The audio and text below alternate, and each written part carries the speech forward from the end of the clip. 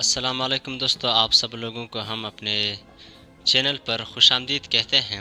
دوستو، آج کا ہمارا ٹاپک ہے کہ آپ لوگوں نے ٹائٹل پر ضرور دیکھا ہوگا کہ کیا اسلامی ممالک ماضی کے اختلافات کو بلا کر ایک نیا آغاز کر رہے ہیں۔ گزشتہ چند برس کے رجحان پر نظر دوڑائیں تو ایسا لگتا ہے کہ مغربی ایشیا کے اسلامی ممالک باہمی اختلافات کو بھلا رہے ہیں۔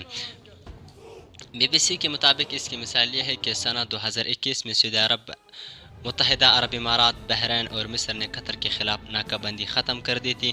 برسوں بعد سعودی عرب اور ایران کے درمیان عراق میں مذاکرات کے کئی دور ہو چکے ہیں۔ یمن کے بارے میں سعودی عرب کا رویہ بھی بدل رہا ہے۔ ترکی اور متحدہ عرب امارات بھی اپنے اختلافات بھول چکے ہیں اور دونوں ممالک کے درمیان اعلیٰ سطحی دورے ہو چکے ہیں۔ اس کے علاوہ ترکی نے بھی سعودی عرب کے ساتھ اختلافات کو بظاہر بالائے طاق رکھ دیا ہے اور صدر اردوغان نے گزشتہ اپریل میں سعودی عرب کا دورہ بھی کیا ہے۔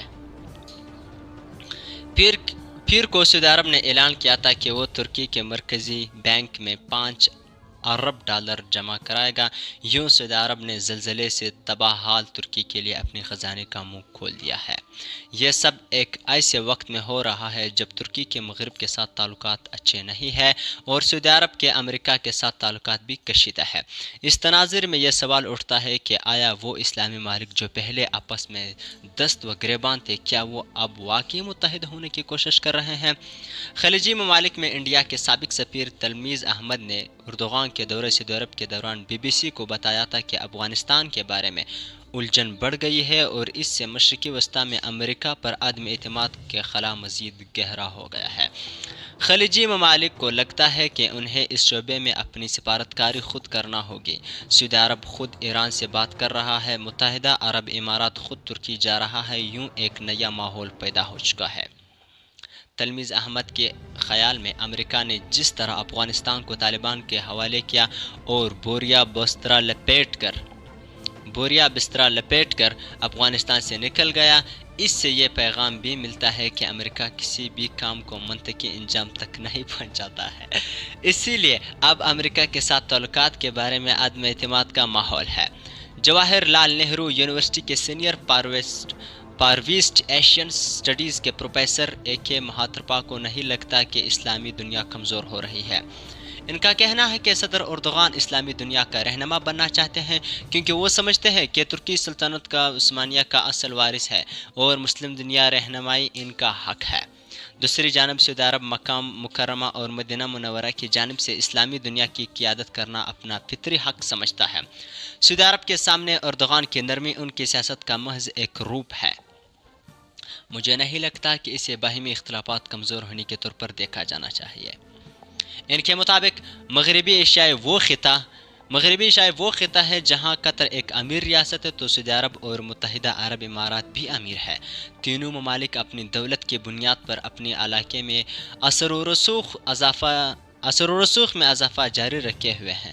سعودی عرب نے ترکی میں 5 ارب ڈالر جمع کرانے کا اعلان کیا ہے جس کا مقصد مالی منافع اور علاقے میں اپنا اثر و رسوخ بڑھانا ہے۔ شاید جلد بازی میں ہم اسے ایسے دیکھنا شروع کر دیں گے جیسے اسلامی دنیا کی دشمنی ختم ہو رہی ہے، لیکن ہمیں یاد رکھنا چاہیے کہ سعودی عرب بنیاد پرست اسلام سے لبرل اسلام کی طرف بڑھ رہا ہے، جبکہ ترکی سیکولر اور جدید اسلام سے بنیاد پرست سیاسی اسلام کی طرف بڑھ رہا ہے۔ یوں دونوں ممالک کے سیاسی اسلام میں بہت فرق ہے۔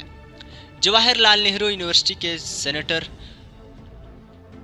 Centre for West Asian studies کے ایک اور پروفیسر آفتاب کمال پاشا سمجھتے ہیں کہ اردوغان نے گزشتہ برسوں میں ترکی کو سفارتی اور تجارتی لحاظ سے خود مختاری دی اور یہ بات مغرب کو پسند نہیں آئی ہے۔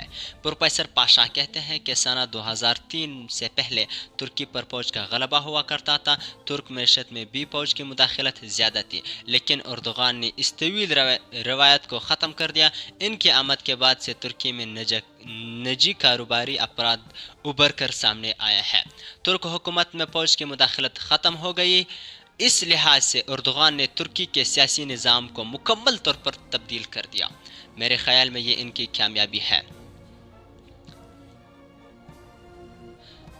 سعودی عرب نے اس ہفتے کو پیر کو زلزلہ زدگان کی مدد کے لیے ترکی کے مرکزی بینک میں $5 ارب جمع کرنے کا فیصلہ کیا ہے۔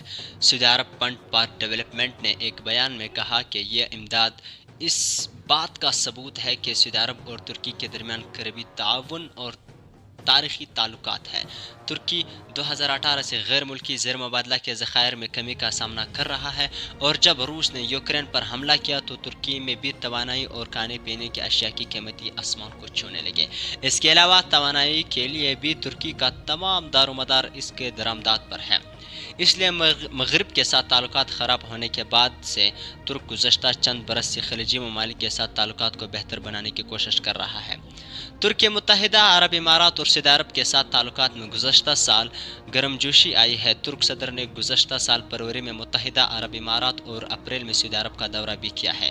اس کے بعد گزشتہ سال جون میں سعودی عرب کے ولی عہد شہزادہ محمد بن سلمان بھی ترکی گئے تھے۔ استنبول سے تعلق رکھنے والے ماہر اقتصادیات انور اردگان نے سعودی عرب کے $5 ارب رقم جمع کروانے پر عرب نیوز کو بتایا کہ سعودی عرب نے ترکی کے انتہائی مشکل وقت میں مدد کی۔ سعودی عرب نے ترکی کے بہت ہی مشکل وقت میں مدد کی۔ ترک معیشت پہلے ہی بحران کا شکار تھی، لیکن زلزلے کے بعد صورتحال مزید پیچیدہ ہو گئی۔ یاد رہے کہ حالیہ زلزلے میں ترکی کا تقریباً $100 ارب کا نقصان ہو چکا ہے۔ ابتدائی اندازوں کے مطابق زلزلے سے ترکی کو $34 ارب کا نقصان ہوا۔ ترکی کا کرنٹ اکاؤنٹ خسارہ رواں 30 سے 40 ارب کے درمیان رہے گا۔ زلزلے کے بعد تعمیرات کے لیے بھی رقم اور وسائل درکار ہوں گے۔ ایسے وقت میں سعودی عرب کی مدد کی بہت اہمیت ہے۔ گزشتہ سال ڈالر کے مقابلے میں ترک لیرہ کی قدر میں 30% کمی واقع ہوئی تھی۔ 2021 میں ڈالر کے مقابلے میں لیرہ 44% کمزور ہوا۔ اس کے علاوہ گزشتہ 5 برسوں میں ترکی میں زر مبادلہ کے ذخائر نمایاں طور پر کمزور ہوئے ہیں، اور اب ترکی کے زر مبادلہ کے ذخائر کم ہو کر $20 ارب سے بھی کم رہ گئے ہیں۔ سنہ 2002 میں جب صدر اردوغان نے ترکی کی کمان سنبھالی تو اس سے پہلے سعودی عرب کے تعلقات غیر فعال تھے۔ اردوغان سے پہلے کی حکومتوں کا مغرب کا دوست سمجھا جاتا تھا، اور ترکی مشرقی وسطی میں بہت کم دلچسپی رکھتا تھا۔ تاہم جب اردوغان اقتدار میں آئے تو انہوں نے خلیجی ممالک کے ساتھ تعلقات کو دوبارہ پٹری پر لانے کی کوشش کی۔ دوستو، آپ لوگوں کا اس تجزیے کے بارے میں کیا خیال ہے؟ اگر آپ کو ویڈیو پسند آئی ہے تو چینل کو ضرور سبسکرائب کیے گا۔ اللہ حافظ۔